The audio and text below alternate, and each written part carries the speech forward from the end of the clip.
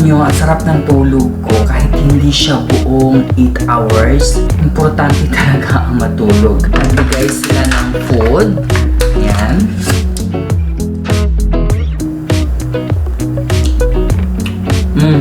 Masarap ang beef.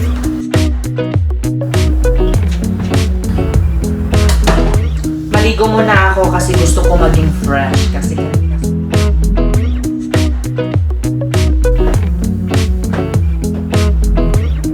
ito yung aking mga bagahe. So, ito yung gamit na susuotin ko tomorrow. Simple lang, basic lang. Hindi kailangan magpabonggang-bongga kasi magta-travel tayo. Tapos, shoes.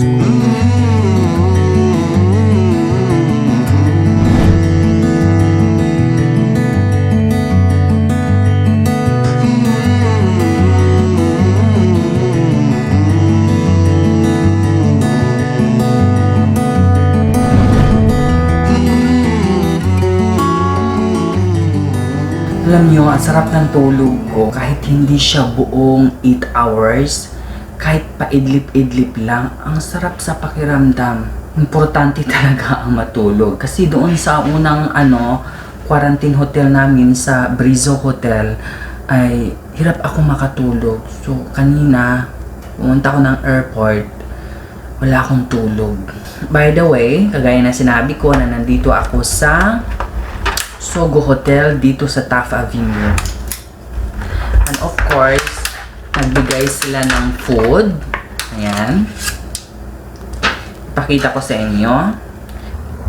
Meron silang binigay na rice, dalawang rice. And of course, itong karne, I think it's a beef. At nagbigay sila ng banana and dalawang bottle ng tubig. So ngayon, tikman natin at kakain tayo.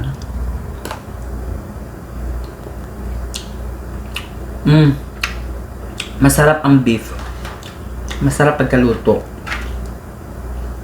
Parang gusto kong mag-order mamaya ng ng lumi. Hindi ko gusto yung kanin kasi masyadong malambot. Pero okay na din kaysa magreklamo ako kasi lahat ng to ay free.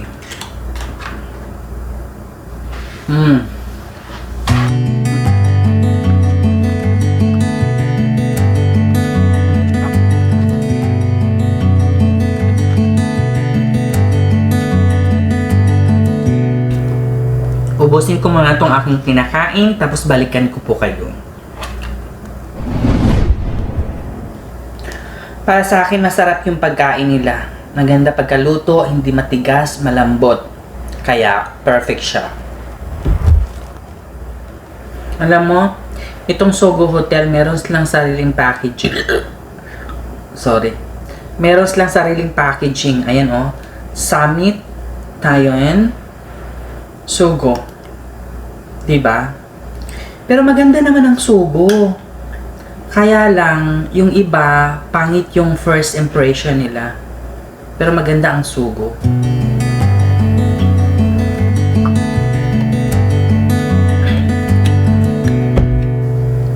And of course, meron silang binigay na saging.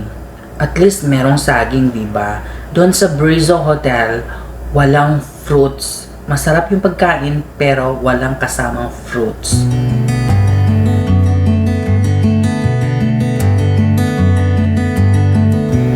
Nasanay akong kumain ng saging dun sa Saudi na malalaki, saka iba yung lasa.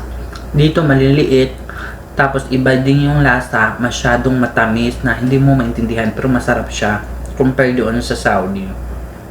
Masarap din naman yung sa Saudi, kaso naman yun, iba't iba kasing yun, brand ng saging, like made in USA, made in Philippines, made in Egypt and Saudi Arabia, kaya iba't iba yung lasa. Pero pareho pa rin silang saging.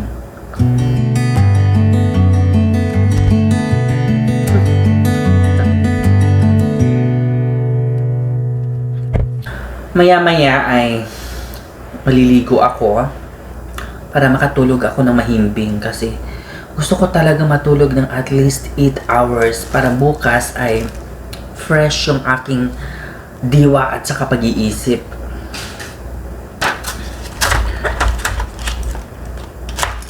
And of course, gaya ng sinabi ko, kailangan nating itapon ng maayos ang ating pinagkainan. Merong basurahan dito. Dito ko siya itatapon.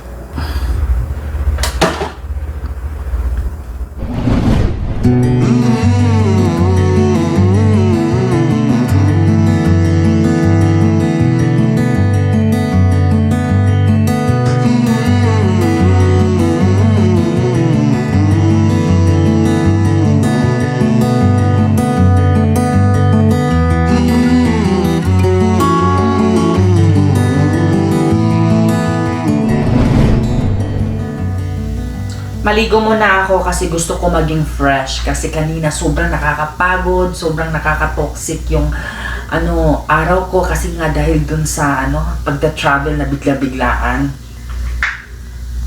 Para at least kahit pa paano makatulog ako ng maayos.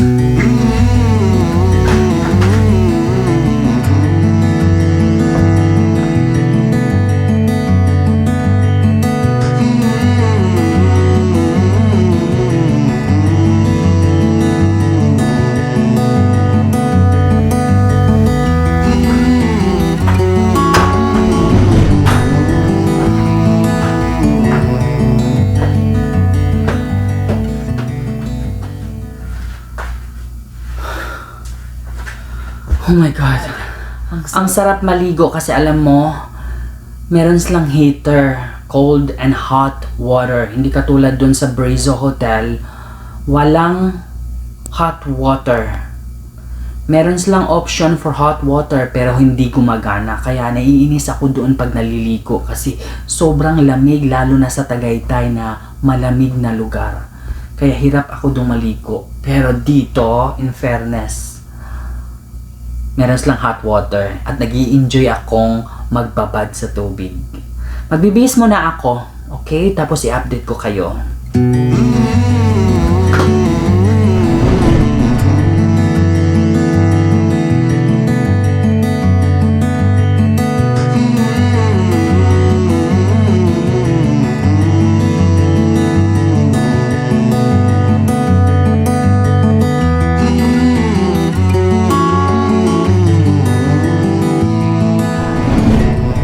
Alam nyo, nakaka-stress po talaga. Pero hanggat maaari ay ayaw ko siyang isipin. Kasi pag nasistress ako ng pagkabonggang-bongga, ay naku girl, iba na yung mararamdaman ko para mababaliw na ako. So ang ginawa ko ngayon ay inaayos ko ang aking mga gamit. Ito. Para bukas ay hindi ako mahihirapan. Ito yung bag na ginagamit ko ngayon, pero na-realize ko na hindi talaga siya maganda kasi maliit. Mas maganda pag ito na lang ang gagamitin ko, at least kahit papaano marami akong malalagay. Pero nanghihinayang kasi ako nito, baka masira pero hanggat maaari inaalagaan ko siya kasi it's a Louis Vuitton bag. So, transfer ko lang yung mga gamit ko dito sa Louis Vuitton na bag.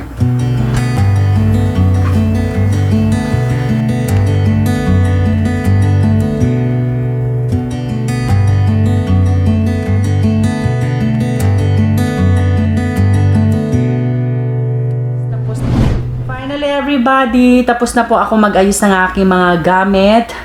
And I'm so happy kasi naayos ko ng mabuti. And of course, para tomorrow ay hindi ako ma-stress. Ito yung aking mga bagahe. Ayan, nakalock na yung dalawang yan. Tapos ito, hindi ko muna siya nilagyan ng kandado kasi meron pa akong ilalagay na mga toiletry na ginagamit ko ngayong gabi na to, tapos tomorrow sa pagligo ko. And of course, yung aking passport, dito ko nilagay sa aking Louis Vuitton na bag.